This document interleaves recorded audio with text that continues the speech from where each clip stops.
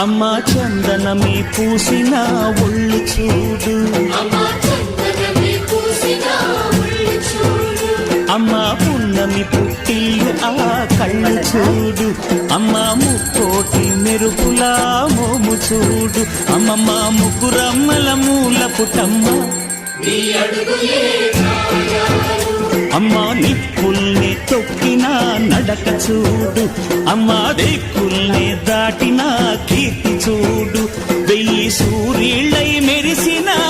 శక్తిని చూడు, మనుషుల్లో దేవుడి భక్తుని చూడు.